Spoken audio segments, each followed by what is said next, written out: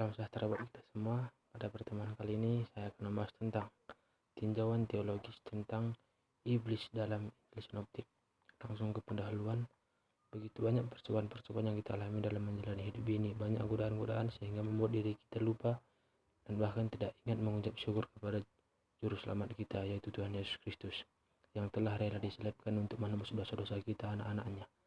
Dan pada laporan bacaan ini saya akan membahas siapa iblis itu sebenarnya dan begitu banyak cara iblis supaya menjauhkan kita dari perbuatan-perbuatan yang baik seperti yang sudah diajarkan Yesus kepada murid-muridnya.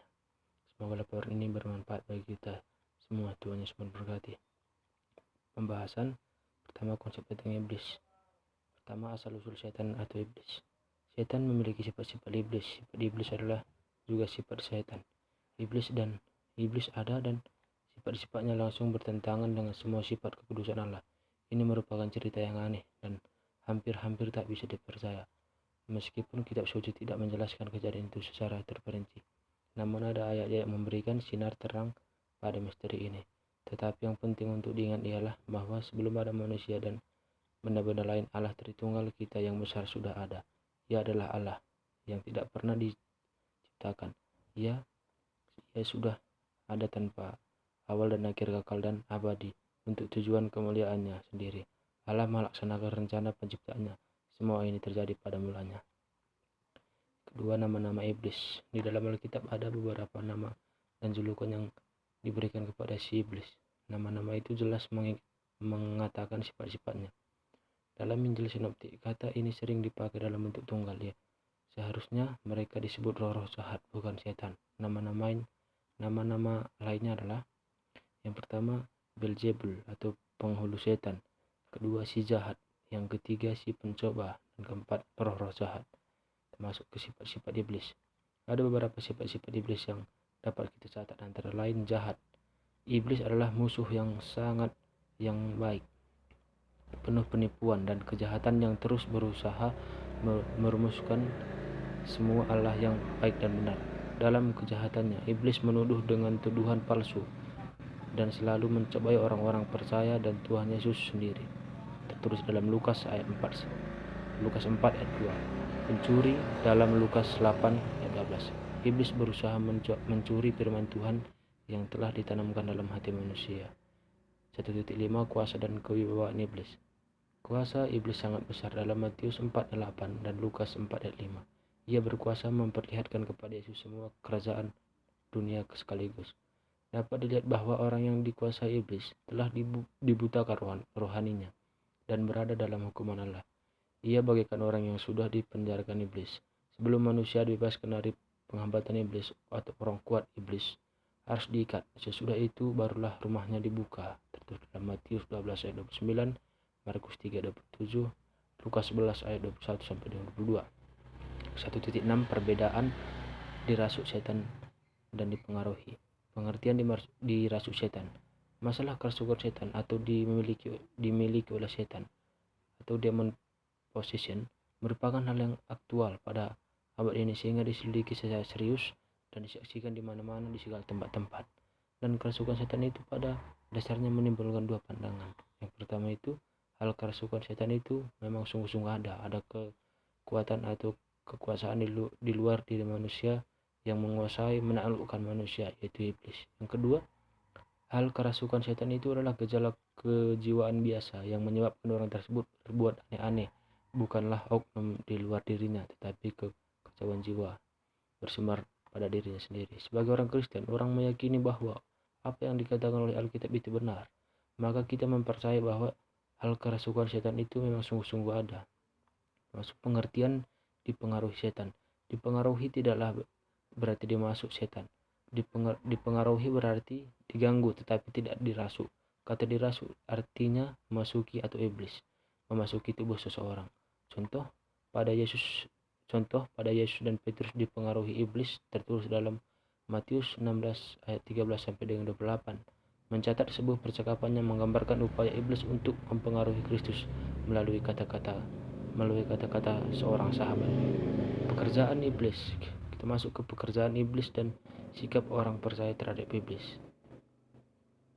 2.1 Iblis merasuki orang. Ada 3 ciri yang menjadi konsep dari seseorang yang kerasukan setan, yakni pertama, mencelakakan hidup orang lain, tertulis dalam Markus 5 ayat 3. Ketiga, orang yang kerasukan setan mempunyai derajat lebih rendah bahkan dibandingkan dengan seekor binatang pelihara pun derajatnya masih jauh lebih rendah. Maka dapatlah dikatakan orang yang kerasukan setan tak ubahnya seperti binatang liar yang terbuang, karena tidak ada seorang pun yang dapat mengikatnya, menjenakkannya dan berkeliaran siang malam. 2.2. Iblis menawan orang yang belum bertobat. Mereka melakukan semua yang dapat menawan setiap orang yang belum bertobat di bawah kuasa setan. Inilah salah satu alasan bahwa dengan demikian manusia tidak mungkin mengalami pertobatan sejati di luar intervensi Allah dalam kehidupan orang itu. Pintu Markus 10 ayat 6. Kita langsung aja masuk ke iblis mempengaruhi pikiran Petrus. Hal itu terjadi menjelang akhir dari kehidupan Yesus di masyarakat selama 3 tahun. Petrus adalah seorang murid yang setia, telah membuat suatu pengakuan besar, "Engkau adalah Mesias, anak Allah yang hidup." Ayat 16. Yesus memuji, namun tak kala dia mulai mengatakan kepada murid-muridnya bahwa ia harus pergi ke Yerusalem untuk menanggung banyak penderitaan, lalu dibunuh dan dibangkitkan pada hari ketiga. Ayat 21. Petrus sangat terkejut. Bagaimana mungkin Allah yang hidup membiarkan hal ini terjadi pada putranya yang tidak berdosa? Oleh karena itu, Petrus menarik Yesus ke samping dan menegur. Dia katanya, "Tuhan, kiranya Allah menjauhkan hal itu. Hal ini sekali-kali takkan menimpa Engkau." 2.15 Cara menghadapi iblis. Dia telah memakai strategi dan tipu-tipuan kuno yang sangat semenjak penciptaan. Semua pencobaan mengikuti pola yang sama. Itulah sebabnya Paulus berkata, "Kita tahu apa maksudnya." Tertulis dalam 2 Korintus 2 ayat 2 sampai dengan 11. Dari Alkitab kita mengetahui bahwa proses pencobaan mengikuti 4 langkah, yakni dipakai iblis baik terhadap Adam dan Hawa maupun terhadap Yesus. Pada langkah pertama, iblis mengenali suatu keinginan dan tidak baik atau perbuatan dosa yang ingin kita lakukan kepada orang lain. Sadarlah selalu akan jalan pintas. Hal-hal tersebut seringkali merupakan pencobaan. Iblis berbisik, "Kamu banyak mendapatkan, kamu harus memilikinya sekarang.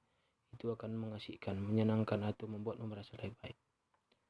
Ketika mengira percobaan berada di sekeliling kita, tapi Allah berfirman bahwa pencobaan dimulai dari dalam diri kita. Jika Anda tidak memiliki keinginan batin, pencobaan tidak bisa menarik perhatian Anda. Langkah kedua adalah keraguan. Iblis berusaha membuat Anda meragukan apa yang telah Allah firmankan tentang dosa. Langkah ketiga adalah tipu daya.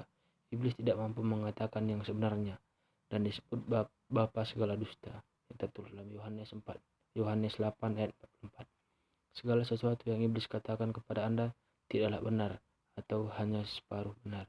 Iblis menawarkan dustanya untuk menggantikan apa yang telah Allah katakan di dalam firman-Nya. Iblis mengatakan, "Kamu tidak akan mati." Termasuk kesimpulan, sebagai orang Kristen kita sudah diselamatkan. Tentunya kita melihat apa yang sudah dilakukan oleh Yesus dan perlu kita teladani. Bagaimana kita sebagai orang percaya kepada Yesus harus mampu menghadapi percobaan-percobaan dan godaan-godaan terhadap iblis. Dan tentunya kita tidak lupa meminta pertolongan kepada Yesus supaya kita jauh dari kuasa-kuasa gelap. Dengan demikian hidup kita akan selalu menjadi berkat bagi orang lain dan juga berkat di dalam Kristus. Terima kasih.